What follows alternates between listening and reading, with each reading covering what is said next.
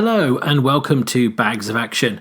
My name is Pete and this is a 5-minute Bags of Action review of Mile 22 from 2018. Now, years ago I'd always read up on films in Empire magazine and Total Film before choosing what to watch. But these days, just a title and an image on Netflix can be enough to lure me in.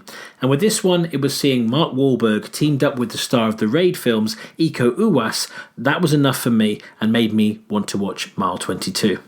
It's directed by Peter Berg, who did Friday Night Lights, Battleship, Hancock and Deepwater Horizon, and written by novelist Leah Carpenter in her first screenwriting credit.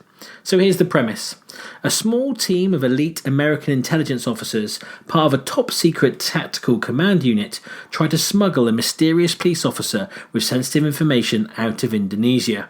So I didn't know that premise going in, but now you hear it, you can see why this film is so interesting. The team that Mark Wahlberg's character has got includes Lauren Cohen, who played Maggie in The Walking Dead, and also Ronda Rousey.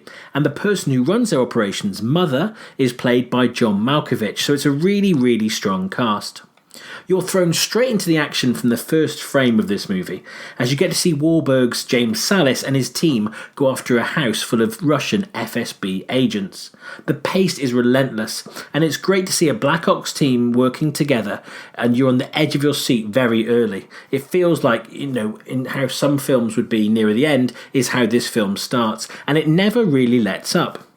The title sequence that follows is a little bit frustrating, as it seems to mainly be designed to provide the main character's entire backstory, but that does mean the film hasn't got much exposition in it, which is always good.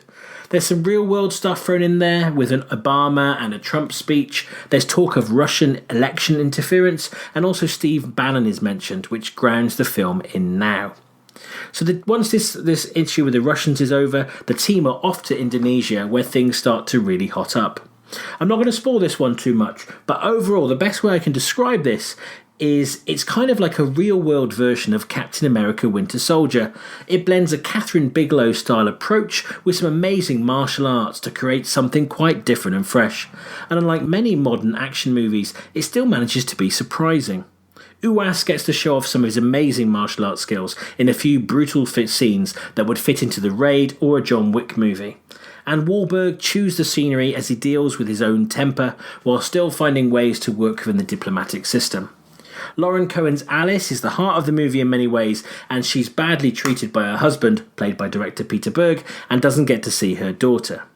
Now, the film's premise, Mile 22, is essentially because they have to take Uwais' character, Lee Noor, who is looking for political asylum, they have to take him 22 miles until he's outside of Indonesia and he can give them the information they need.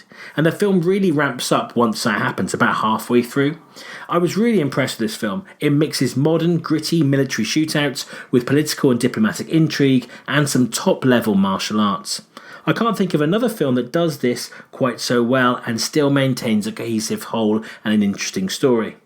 I've seen lots of criticisms of the film online, but personally, I was really impressed and I would highly recommend you seeing it. There have been rumours this is going to be the first in a trilogy, and I'll be all up for that because it feels like this story could run and run. So, all together, taking all that in on board, I'm going to give Mile 22 4 bags of action out of 5. Have you seen Mile 22? Do you agree with my assessment of it? If you haven't seen it, I would say check it out. But feel free to comment below or get in touch with us via email, Facebook or Twitter. And don't forget to like and subscribe to our channel because these 5-minute reviews are only found here on YouTube.